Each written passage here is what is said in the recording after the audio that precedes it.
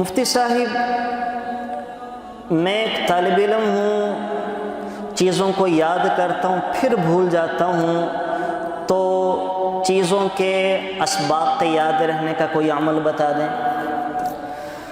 سب سے پہلی چیز تو حافظوں کو بڑھانے کے لیے، اپنی میموری کو اچھا کرنے کے لیے وہ گناہوں کا چھوڑنا ہے۔ امام شافعی رحمۃ اللہ علیہ نے اپنے استاد وکیع رحمۃ اللہ علیہ سے کہا، شکوت الی وکیع سوء حفظی فاوصانی الی ترک المعاصی فان العلم نور من اللہ ونور اللہ لا یعطی لعاصی۔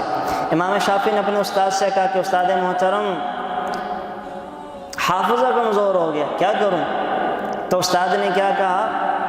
استاد نے کہا کہ بیٹا گناہوں کو چھوڑ دو۔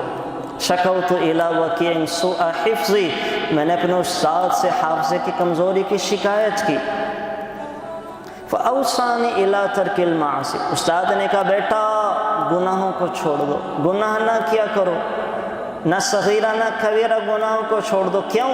فإن العلم نور من اللہ، علم تو اللہ کا نور ہے، ونور اللہ لا یعطی لعاصی، اور گناہ گاروں کو اللہ کا نور نہیں دیا جاتا، گناہ گاروں کو اللہ کا نور نہیں دیا جاتا۔ تو گناہوں کو چھوڑنا یہ اس کا ایک اصل سبب اور ذریعہ ہے حافظے کی بہتری کے لیے۔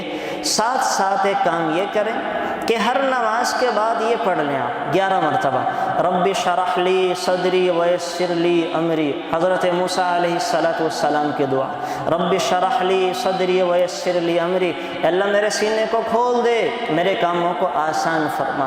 تو انشاءاللہ جو بھی بچہ بچی پڑھنے والا، وہ جو بھی ہے، ہر نماز کے بعد اول آخر 3 دفعہ درود شریف پڑھ لے، صلی اللہ علیہ وسلم، صلی اللہ علیہ وسلم، صلی اللہ علیہ وسلم۔